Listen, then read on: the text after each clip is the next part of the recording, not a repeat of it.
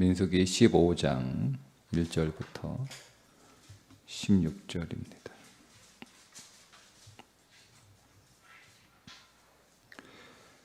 여호와께서 모세에게 말씀하여 이르시되 이스라엘 자손에게 말하여 그들에게 이르라. 너희는 내가 주어 살게 할 땅에 들어가서 여호와께 화제나 번제나 서원을 갚는 제사나 낙헌제나 정한 절기제에 소나 양을 여호와께 향기롭게 드릴 때에 그러한 헌물을 드리는 자는 고운 가루 10분의 1에 기름 4분의 1 흰을 섞어 여호와께 소제로 드릴 것이며 번제나 다른 제사로 드리는 제물이 어린 양이면 전제로 포도주 4분의 1 흰을 준비할 것이요 소양이면 소제로 고운 가루 10분의 2에 기름 3분의 1 흰을 섞어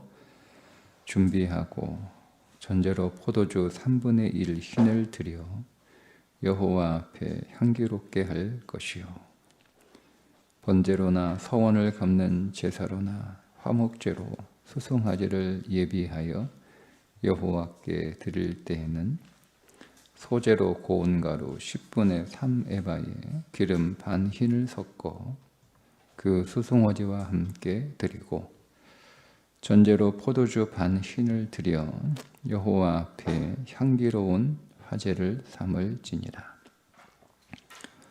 수송아지나 수양이나 어린 수양이나 어린 염소에는 그 마리수마다 이와 같이 행하되 너희가 준비하는 수효를 따라 각기 수효에 맞게 하라.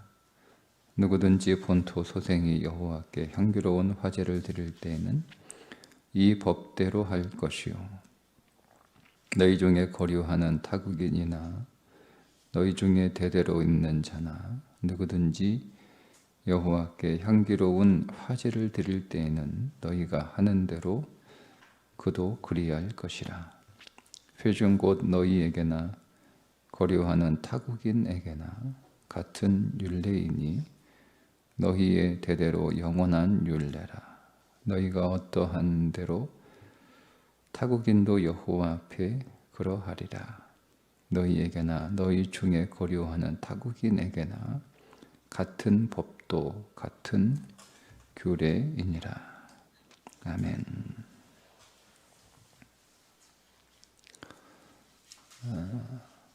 가데스 바네아에서 가나안 땅을 정탐하고 돌아온 10명의 악평을 듣고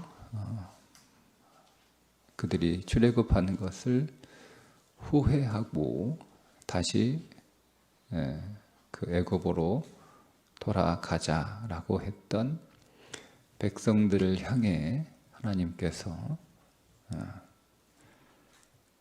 40년 동안, 정확히는 38년 한 몇 개월이에요. 그러니까 출애굽해서 가나안 들어가기까지가 40년이고 그리고 가데스 바네아에서 다시 가데스 바네아까지 돌아오는 시간이 38년 몇 개월 정도 됩니다. 그래서 성경에서 38년, 40년이라고 나올 때 그것을 어떤 시점으로 보느냐에 따라 그 연수를 다르게 기록하고 있는 것이 성경의 기록의 불일치는 아니다. 이렇게 이해하시면 돼요.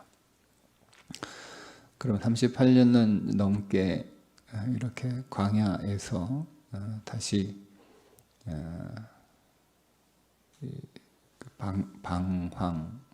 방황하는 뭐 엄밀하게 따지면 출애굽 1세대가 죽는 시간이에요. 뭐 아주 그 직관적으로 얘기하면 출애굽 1세대가 다 죽는 20세 이상의 성인 남자, 계수한 성인 남자들이 다 죽는 시간이 그게 38년 몇 개월의 시간입니다. 그러니까 그들의 그 광야를 떠도는 그런 삶의 이유가 뭐냐면 출애굽 1세대를 다 죽이기 위한 거예요. 엄밀하게 따지면 그게 출애굽기 14장의 내용이죠. 그렇게 해서 이제 그들은 출애굽 1세대가 죽는 동안 광야에서 이제 뱅뱅 돌면서 38년이 넘는 시간들을 보내게 됩니다. 그들이 광야에서 어떤 삶을 살았는지에 대해서는 성경에 기록이 없어요. 그 38년의 기간의 그 광야의 삶에 대한 성경의 기록은 없습니다. 민수기 14장이 너희 빽해라. 38년 동안 1세대 죽기까지 이제 가나안에 들어갈 수 없다. 그렇게 말씀하시는 게 14장이잖아요. 그리고 광야 마지막 막바지에 일어난 사건이 16장의 고라의 반역 사건이에요. 그러니까 그 14장과 16장 사이에 광야 38년의 삶이 성경에서 기록돼야 되는 것이 우리의 예측인데 그 기간은 성경에 어디에도 기록된 게 없어요. 그러니까 여기서 주는 여러 가지 메시지들이 있죠. 근데 오늘은 뭐 그걸 나눌 건 아니니까. 근데 그 14장과 16장 사이에 뭐가 있냐면 15장이 있는 거예요. 근데 그 15장이 뭐냐면 오늘 예배에 관한 말씀이죠. 뒤에는 이제 율법에 관한 말씀을 다 이제 민수기에 나왔던 말씀들이 다 한번 반복이 되는 내용인데 굳이 이 말씀이 그 이야기의 스토리 전개상 이 말씀이 여기에 딱 생뚱맞게 들어갈 필요는 없는 거거든요. 그 민수기의 전체적인 맥락에서 보면 이들이 38년 동안 광야에서 뭐 했냐, 어떤 특별한 사건들을 기록하거나 그들이 뭘 배웠거나 뭐 그들이 뭘 또 실수했거나 뭐 실패했거나 뭐 이런 38년의 역사들의 어떤 요약 뭐 이런 게 사실 기록되어 있어야 우리의 예상이잖아요. 근데 그런 건 쏙 빠졌어요. 없어요. 그들이 38년 동안, 그러니까 우리는 그냥 추정할 뿐이죠. 38년 동안 뭐 했나 추정할 뿐인데 확실한 건 38년 동안 출애굽 시대가 다 죽은 거예요. 우리가 그렇게 정확하게 알 수 있는 건 그거밖에 없어요. 그들이 뭘 겪었는지, 뭘 경험했는지, 뭘 배웠는지, 그들이 어떻게 성장했는지, 그들이 어떻게 또 실패했는지 그런 건 없단 말이에요. 대신 뭐가 들어있냐면 15장에 제사와 율법에 관한 말씀이 맥락이 다 끊기는 것처럼 딱 들어있다라고 하는 겁니다. 그런데 성경은 다 메시지가 있죠. 한번 생각을 해보세요. 오늘 말씀이 어떻게 시작이 되냐면 자, 2절에 이렇게 시작이 되죠. 이스라엘 자손에게 말하여 그들에게 이르라 너희는 내가 주어 살게 할 땅에 들어가서 이렇게 시작이 돼요. 여러분 그러면 이 15장의 시점이 어느 시점일까를 한번 생각을 해보면 가데스 바네아에서 빽하여 돌아갔던 즉 38년의 그 몇 개월의 그 광야의 삶이 시작되는 시점일까 아니면 광야의 38년 몇 개월의 그 마지막이 되는 그 후반의 시점일까 하는 거예요. 근데 저는 둘 다 해당이 된다고 봅니다. 둘 다 해도 다 적용이 돼요. 그러니까 이 15장의 말씀은 광야 38년 몇 개월의 그 광야의 삶이 시작되는 시점에 주시는 말씀이기도 하고 또 그 광야 38년 몇 개월의 후반 거의 막바지에 이르렀을 때 주시는 말씀이기도 하고 다가 해당이 돼요. 왜 이렇게 말씀을 드리냐면 여러분 이 말씀은 어쨌든 모든 백성들이 다 듣는 거예요. 그런데 출애굽 1세대가 이 말씀을 듣는단 말이에요. 여러분 그들에게 이 말씀은 어떤 의미로 들리겠어요? 분명히 말씀하시잖아요. 그들에게 이르라 내가 주어 살게 할 땅에 들어가서 이렇게 말씀하시니까 출애굽 1세대는 그 땅에 못 들어가요. 그죠? 그래서 못 들어가는 사람들이잖아요. 그러니까 그들하고는 상관이 없는 말씀이 되는 거예요. 그렇게 되면 왜냐하면 오늘 이 말씀은 가나안 땅에 들어가면 내가 너희에게 주어 살게 할 땅에 들어가서 제사하고 말씀 잘 지켜라 이 말씀이거든요. 근데 출애굽 시대는 다 광야에서 죽잖아요. 한 명도 여호수아와 갈렙을 제외하고는 한 명도 가나안 땅에 못 들어가요. 그럼 우리도 못 들어가니까 거기 들어가서 이렇게 살아라, 이렇게 예배해라, 이렇게 순종해라 라고 하는 말씀은 자기들하고는 상관이 없는 말씀이 됩니다. 근데 그들에게도 이 말씀을 하시는 거예요. 우리가 이 부분을 좀 유심히 봐야 되는데, 여러분 같으면 어떻게 이 말씀을 받아들이겠어요? 아니 나는 뭐 들어가지도 못할 텐데, 난 여기서 다 죽는다며, 여기서 우리 다 죽인다며, 우리는 결코 그 땅에 들어가지 못한다며, 그러면 그 말씀은 나하고 상관이 없는 말씀이니까 이렇게 얘기할 거예요. 너희들이나 들어라 이거예요. 그죠? 20세 이하의 가나안 땅에 들어갈 그의 아들과 딸들, 그의 손자와 손녀들에게, 야, 나는 거기도 못 들어가니까 나는 그거 저거 들을 필요 없고, 너희들은 들어갈 거니까 너희들이나 잘 들어라. 너희들은 잘 들어서 그 땅에 들어가면 그렇게 잘해라. 이렇게 할 거란 말이에요. 그런데 여러분, 이 말씀은 가나안 땅에 들어가는 사람들에게만 주시는 말씀이 아니라, 저는 가나안 땅에 들어가지 못하는 사람들에게도 주시는 말씀이어야 한다라고 묵상을 합니다. 이 말씀이 주는 메시지가 뭐냐면, 여러분, 오늘 우리의 삶이 출애굽 1세대 광야에서 다 죽을 수밖에 없는 사람들의 그런 삶을 오늘 우리가 살아가기도 하죠. 그죠? 어떤 열매가 없는 삶, 어떤 성취가 없는 삶, 그러나 계속 고생하고 방황하고 살아가는 삶, 그것이 오늘 우리의 삶의 어떤 한 상황이고 한 시점이고 한 기간일 수 있어요. 근데 그때 오늘 우리는 뭐 하냐면 그냥 우리가 그 삶을 살아갈 뿐이죠. 근데 보세요, 오늘 말씀은 가나안에 들어가지 못하는 20세 이상의 출애굽 1세대들에게도 너희가 가나안 땅에 들어가면 예배하고 하나님 말씀에 순종해라 라고 하는 말씀이 그들에게 주어질 때, 그들은 이렇게 받아들여야 하나님이 원하시는 목적이에요.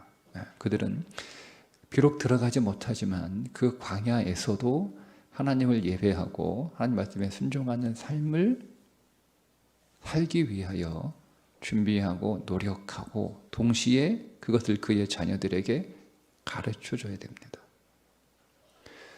만약에 야, 우리 못 들어가니까 뭐 너희들이나 열심히 준비해라, 너희들이나 열심히 그 훈련해라, 여러분 이렇게 하고 자기들은 그냥 우리 못 들어가니까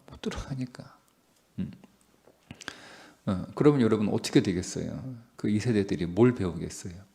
나는 형편이 어려우니까, 나는 시간이 없으니까, 나는 시간이 안 되니까, 나는 여건이 안 되니까, 나는 환경이 안 되니까, 나는 잘 못 믿어도, 나는 열심히 못 믿어도 너희들은 잘 믿어라 하는 거하고 똑같은 거예요. 우리는 그것이 어떤 의미에서 이해가 되고 그럴 수 있다라고 또 우리가 이렇게 수용이 되지만, 성경은 용납하지 않는다는 거죠. 내가 못해도, 내게 주어지지 않아도, 내가 열매로 거둬들여지지 않아도 우리는 그것이 마치 나의 열매이고 내가 그렇게 살아가야 될 삶인 것처럼 그렇게 살아가야 된다는 거예요. 사실 이 말씀의 첫 번째 그 메시지는 뭐냐면, 제가 어제 말씀을 드린 것처럼 그들이 길을 잃어버렸다라고 말씀을 드렸잖아요. 우리가 하나님께 범죄하였다, 하나님을 배반했다, 뭐 이런 의미가 길을 잃어버렸다라는 뜻이라고 말씀을 드렸죠. 그러니까 길을 잃어버린 거예요. 왜 그들이 애굽에서 나왔는지 길을 잃어버린 거예요. 잘 먹고 잘 살기 위해서 애굽에서 나온 게 아닌데, 그들은 예배를 목적으로 출애굽하고 예배를 목적으로 가나안에 들어가는 건데, 그 목적을 잃어버리니까 그냥 그 가나안 땅에 들어가서 이 땅이 예배 드릴 수 있는 곳인가를 본 게 아니라, 이 땅에 과연 내가 잘 먹고 잘 살 것인가를 본 거예요. 그러니까 목적을 잃어버린 거죠. 그러니까 오늘 이 15장 말씀을 통해서 그들이 다시 광야 38년 몇 개월의 삶을 살아갈 때 목적을 막 가르쳐 주시는 거예요. 너희들의 목적은 가나안 땅에 들어가도 잘 먹고 잘 사는 게 아니라 하나님을 온전하게 예배하는 것이다, 하나님 말씀에 순종하는 것이다를 가르쳐 주시는, 목적을 다시 가르쳐 주시는 거예요. 그리고 이 말씀은 또 그들이 광야 38년 몇 개월의 삶을 마칠 막바지에 다시 한번 말씀해 주시는 것일 수도 있죠. 너희들이 가나안 땅에 들어갈 그 삶은 잘 먹고 잘 사는 게 아니라 하나님을 예배하는 삶이다. 하나님 말씀에 순종하는, 하나님의 통치에 순종하는, 하나님 나라의 삶을 사는 것이다 라고 다시 가르쳐주는 의미이기도 해요. 예. 그리고 또 이제 말씀드릴 것은 이제 제가 미리 말씀드린 두 번째 의미는 그 출애굽한 1세대들이 과연 이 말씀을 어떻게 받아들일 것인가에 관한 말씀인 거죠. 그러니까 나는 못 들어가니까 너희들이 나 잘 믿어라, 너희들이 나 잘 훈련해라, 너희들이 나 열심히 그렇게 배워라, 이렇게 해서는 안 된다는 거예요. 그런데 제가 볼 때는 그렇게 한 것 같아요. 그게 사사기의 내용이잖아요. 사사기의 내용이잖아요. 그렇게 한 것 같아요. 그래서 광야에서 하나님의 영광을 다 보았던 사람들이 다 죽고 사라지자 그들이 어떻게 살았죠? 자기 소견에 오른 대로 살았어요. 그러니까 이들이 광야에서 우리도 못 들어가니까 너희들이나 잘 믿어라, 이렇게 살았던 것 같아요.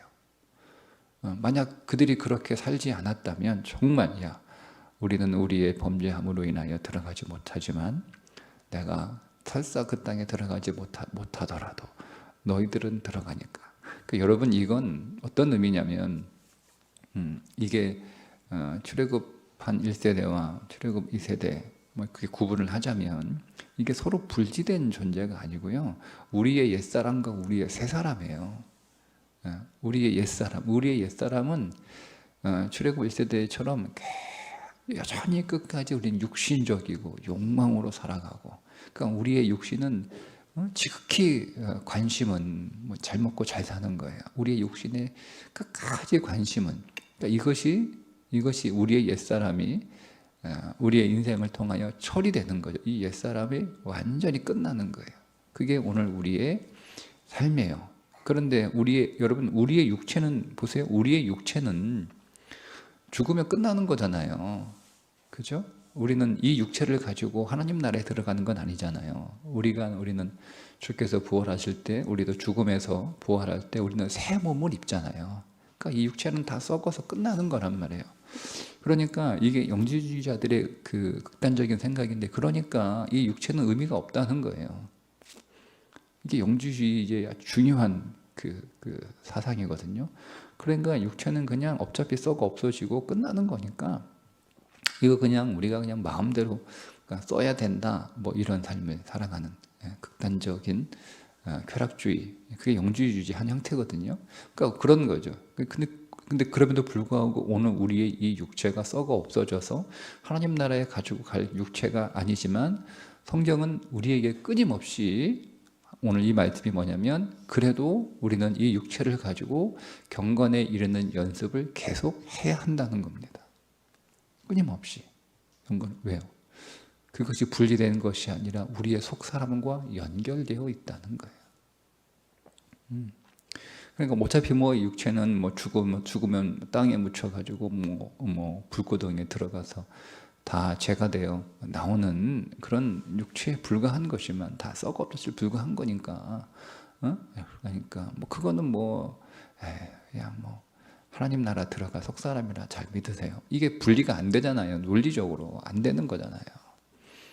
우리가 20대 이상의 출애굽 1세대, 2세대 분리해서 사람들이 분리되니까 그렇게 분리되는 거지. 사실은 하나인 거예요. 성경에서는 아버지와 아들이 하나예요. 하나. 아브라함과 이삭이 하나지 분리된 존재가 아니에요. 그래서 이삭을 드리는 건 아브라함을 드리는 거잖아요. 그래서 그 아브라함을 처리하는 거예요. 그것이 따로 된 게 아니라. 그런 것처럼 이 말씀이 주는 메시지는 그렇다는 거죠. 오늘 우리가 이 땅 위에서 오늘 우리가 우리의 육신을 가지고 어떤 삶을 살아야 되는 것인가에 관한 말씀이에요. 우리는 계속 바울이 그런 말씀을 하잖아요. 바울은 계속 자기 몸을 쳤다고 얘기합니다. 바울은 죽는 그 순간까지 자기 몸을 쳐서 표대를 향하여 나아가는 삶을 살았어요. 왜냐하면 자기 몸을 치지 않으면 그 몸은 너무 익숙한 거예요. 뭐에 익숙한 거예요? 육신적인 삶에 너무 익숙한 거예요. 그래서 그걸 옛사람이라고 부르잖아요. 그 옛사람은, 우리의 옛사람은 그리스도와는 상관이 없는, 오히려 그리스도를 미워하고 그리스도를 대적하는 그런 본성을 가지고 있는 육체이기 때문에, 쉽게 얘기하면 예배하기 싫어하고 기도하기 싫어하고 헌신하기 싫어하고 순종하기 싫어하고, 이게 우리의 옛사람 아주 깊게 물들어 버린 거예요.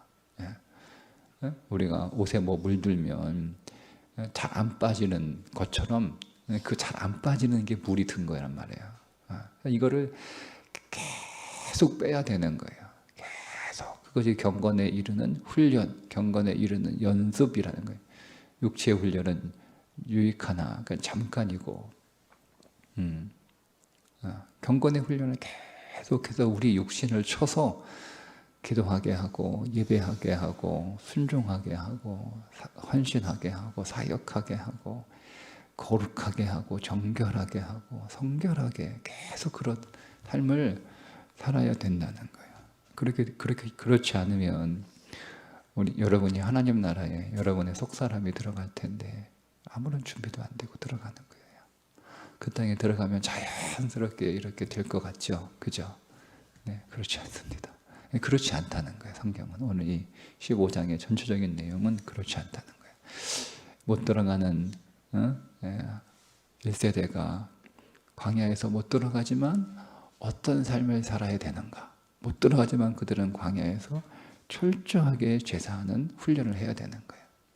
못 들어가지만, 여러분 같으면 어떻게 되겠어요? 못 들어가는데 여러분 제사 지내겠어요? 그들이 제사를 하는 목적은 가나안이거든요. 정확하게 분명히 오늘도 가나안에서 들어가서 예배한다. 가나안에서 들어갈 그 예배의 삶을 광야에서 훈련한다 이거잖아요. 그러면 뭐 여러분 보세요. 여러분들이 만약에 지금 뭐 아시안 게임 하잖아요. 여러분이 운동선수인데, 여러분은 죽었다 깨어나도 내가 운동선수인데 내가 아시안 게임에 뛸 수가 없어. 뛸 수가 없어. 확정된 거예요. 선발이 안 됐단 말이에요.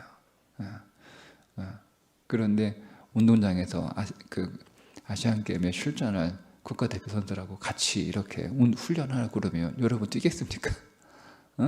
야, 들어갈 너희들아 열심히 떠라. 나 어차피 못 갈 건데, 너 뛰지도 못하는데 내가 왜 훈련하고 있어? 그냥 거기서 그냥 어슬렁 거리거나 남들 뭐 열심히 훈련할 때 누워가지고 뭐 바람이나 쐬거나 앉아가 돗자리 깔고 음식이나 먹거나 이런 거 할 거 아니에요. 속 터져가지고 누구는 들어가고 누구는 못 들어간대요. 나는 못 들어가는 내가 여기서 같이 저들하고 땀 흘리면서 죽도록 고생하고 체중 조절하면서 할 필요 뭐가 있어요? 나는 그냥 실컷 먹고 실컷 놀고 이렇게 하지. 그죠? 그렇게 할 수가 없는 거예요. 근데 그 가운데 이런 사람이 있는 거예요. 나는 못 들어가지만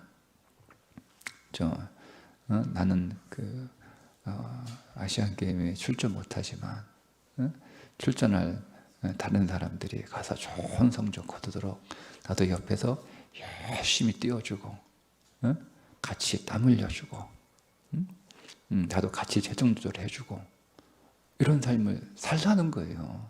근데 그렇게 못한단 말이에요. 그렇죠? 그렇게 하겠냐 이거예요. 그러니까 아무나 그렇게 못하는 거예요. 근데 보세요. 만약에 그렇게 해주면 어떻게 될까요? 어떻게 될까요? 옆에서 막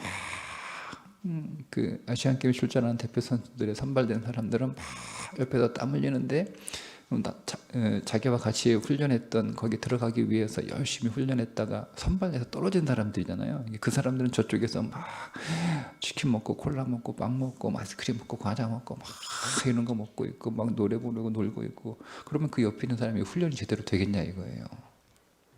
훈련이 제대로 할 수 없죠. 마음도 틀어지고 기운도 빠지고 먹고 싶다 이러기도 하고 훈련을 하긴 하는데, 자, 그렇게 하는 훈련과 못 들어가는 사람들인데 열심히 자기들하고 똑같이 들어갈 자기들하고 똑같이 그렇게 훈련에 참여해주고 같이 고생하고 같이 땀 흘리고 같이 음식 다 하게 철저하고 조절해주고 다 해주는 거예요. 같이. 그러면 여러분 어떻게 되겠어요? 결과가 그죠? 네, 마치 그런 것과 같은 거예요. 근데 정말 이 사람들이 정말 진짜 회개하고 진짜 하나님의 범죄했다고 하는 마음이 정말 깨달아지고 정말 우리가 잘못했구나 라고 하는 그런 마음이 분명히 있었다면 그런 38년 몇 개월의 삶을 어떻게 살았을까? 못 들어가지만 열심히 살았을 거예요. 그런데 그렇게 살지 못했다라고 저는 생각이 돼요. 왜냐하면 그의 자녀들이 가나안에 들어가서 살아가는 삶을 보면 그렇게 되지 않아. 왜냐하면 자기들도 못 배웠거든요. 그죠? 가나안에 들어간 출애굽 2세들이 자기들이 훈련을 못 받은 거예요. 부모가 어떻게 하는지 못 배운 거예요. 자기들은 광야 38년을 살아서 하나님의 많은 은혜와 그 기적들을 경험해서 하나님이 살아계신 것을 보고 하나님의 어메하심도 보고 다 봤단 말이에요. 그래서 자기들은 살아가요. 근데 그 가나안 땅에 들어가 자기의 아들과 딸들에게는 신앙을 못 가르쳐 주는 거예요. 하나님을 못 가르쳐 줘요. 그러니까 그 자기들이 죽고 나니까 그 가나안에 들어가서 가나안 땅에서 태어난 사람은 어떻게 되는 거예요? 다 하나님을 떠난. 그게 사사시대잖아요. 사사시대잖아요.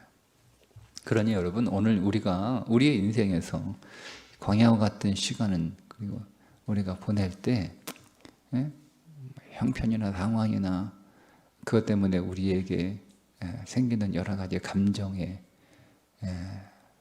상태에 따라서 하나님 믿고 안 믿고 경건에 열심히 하고 안 하고 그런 삶이 아니라 설사 열매가 없더라도 설사 열매가 없더라도 우리는 늘 하나님 앞에 하나님을 예배하고 그분의 말씀을 우리의 삶 속에 적용하여 그 말씀에 순종하는 삶을 일관되게 살아야 되는 것입니다. 그리스도인의 삶에 있어서 하나님을 예배하는 삶은 예외가 없다는 거예요. 예외가 없다는 거예요. 예. 오늘 그 예외가 없다라고 하는 말씀의 한 상징으로 너희 안에 거하는 타국인이나 거류민이나 동일하게 예외 없이 똑같이 적용하라는 거예요.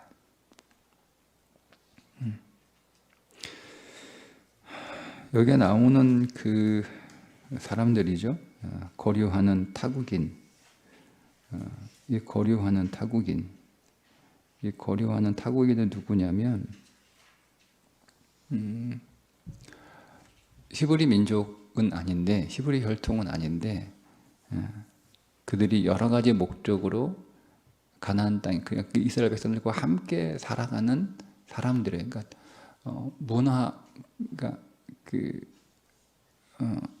이스라엘 사람들하고 같이 오랫동안 이렇게 살면서 그들이 동화된 거예요.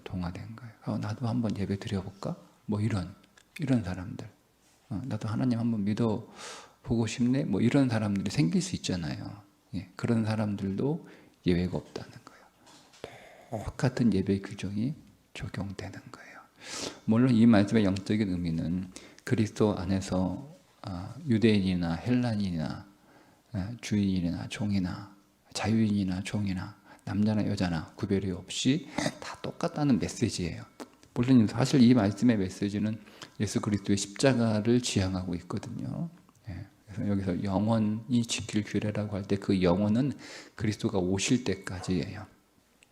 그리스도가 오실 때까지 이 예배를 드려라.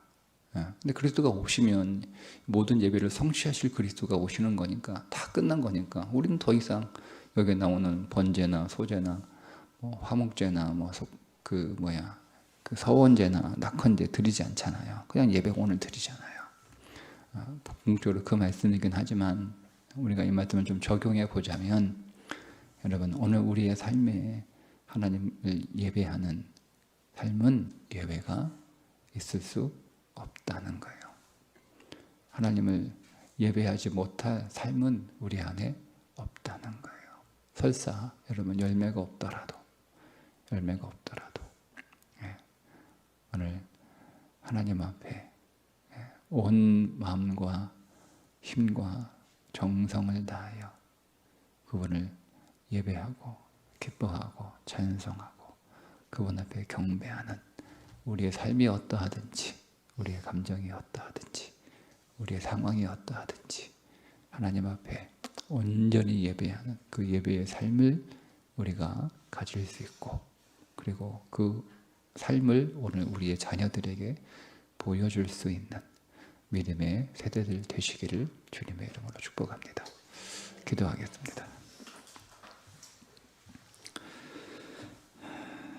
하나님, 오늘 우리가 어떤 상황이더라도 혹 열매가 없는 때이라 하더라도 하나님을 예배하는 일이 멈추지 않게 하시고 오늘 우리의 감정도 오늘 우리의 삶의 힘도 너무 약해져서 하나님 아무런 힘이 없을 때라도 하나님을 향하여 힘을 내어 예배하는 자들이 되게 하여 주옵소서. 예수님의 이름으로 기도드리옵나이다. 아멘.